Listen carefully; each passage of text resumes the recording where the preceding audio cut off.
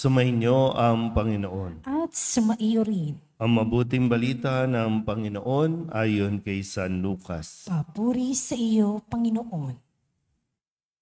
Nang nalalapit na ang panahong iaakyat si Jesus sa langit, ipinasya niyang pumunta sa Jerusalem. Sinugo niya ang ilan upang mauna sa kanya.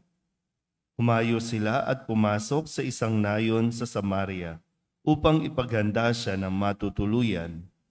Ngunit ayaw siyang tanggapin ng mga Samaritano sapagkat siya'y patungo sa Jerusalem. Nang makita ito ni Santiago at Juan ay kanilang sinabi, Panginoon, payag ba kayong magpababa kami ng apoy mula sa langit upang pugnawin sila? Ngunit bumaling siya at pinagsabihan sila, Hindi ninyo alam kung anong uri ng espiritu ang sumasa inyo, sabi niya, sapagkat naparito ang anak ng tao, hindi upang ipahamak ang mga tao, kundi upang iligtas sila. At nagtungo sila sa ibang nayon. Ang mabuting balita ng Panginoon. Pinupuri ka namin, Panginoong Heso Kristo. Isang mapagpalang umaga po sa inyong lahat. Ngayon po ang unang araw para sa buwan ng Oktubre, Martes ng ika-26 na linggo sa karaniwang panahon at atin pong ginugunita ang kapistahan ni Santa Teresita ng Sanggol na si Jesus. Sa ating pong Ebanghelyo sa araw na ito, muli ang aral na ibinibigay ni Jesus sa kanyang mga alagad na siya namang talagang akmang-akma din at applicable pa rin para sa panahon natin ngayon. Marami sa atin ang nauuwi sa mga kadramahan sa buhay. At ano ang ipinagdadrama? Hindi sila gusto ng iba. Yung masyado tayong after doon sa magustuhan tayo ng lahat, ay yung reality, hindi lahat may magkakagusto sa iyo. Hindi lahat ay kahit hindi ka pa kilala, ayaw sa iyo. Period. Ayaw sa iyo eh. Maaring dahil sa mas malalim na dahilan o kung ano man, no? Katulad na halimbawa, pwedeng hindi ka matanggap dahil sa kulay, dahil sa kultura, dahil sa background, dahil sa gender, ngayon pati gender, dahil sa gender o maging dahil sa pananampalataya. At kailangan natin matanggap yon na hindi lahat ng tao matatanggap ka.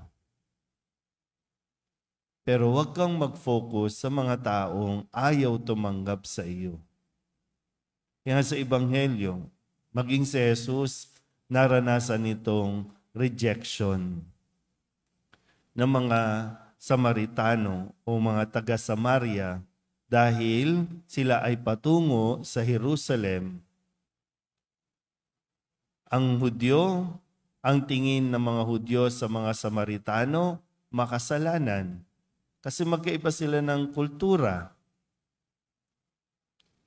O kung ano pa man, no? Na sabi ko nga, ano bang pinagmulan? Bakit ganun ang pagtingin sa isa't isa? Pero anong ginawa ni Jesus? Kalmado lang.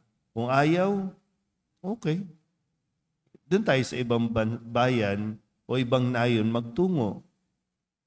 Bakit natin igigiit din? Di ba?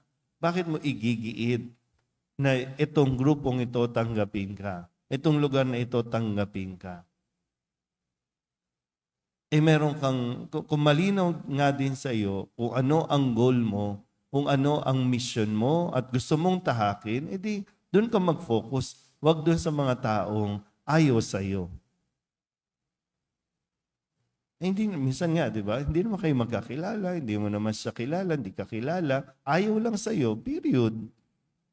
Alam, masyado tayong napapa-apekto at yung termino natin na masyado tayong nagpapa-depress. At kapag depressed na, galit na. Galit na tayo sa mundo. At yung aura natin, yung feeling natin, yun na, magmumukmok tayo. Ito nga mga alagad, di ba? Gustong gantihan itong mga ayaw silang papasukin, ayaw tanggapin, paulan na natin ng apoy. Di ba? Ganun yung reaksyon eh. Pero sabi ni Jesus, wag. Ibang espiritu ang sumasanib sa inyo. Hindi ganyan dapat. So kung merong ayaw, di kalma.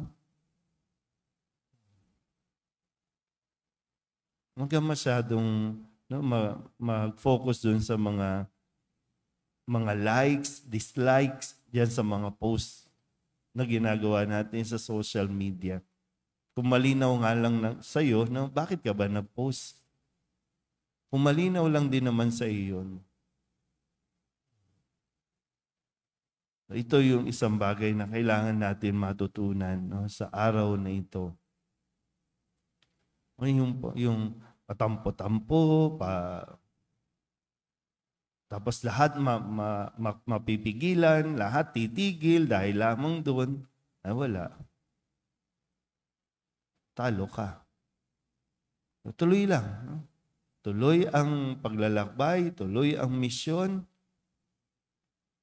Mayroon din naman tatanggap sa iyo. Mayroon din naman makakaunawa sa iyo. Doon ka mag-focus. Huwag doon sa iba. Amen?